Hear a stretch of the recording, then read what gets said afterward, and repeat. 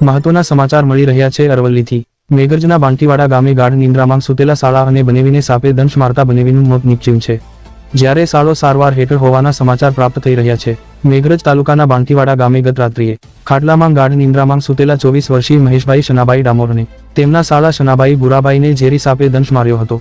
બંનેને ઝેરની અસર થતા મેઘરજની જલારામ હોસ્પિટલમાં સારવાર અર્થે લઈ જવાયા હતા, જેમાં બનેવીનું સારવાર દરમિયાન મોત નીપજ્યું હતું, જ્યારે શનાભાઈ બુરાભાઈ હાલ સારવાર હેઠળ છે।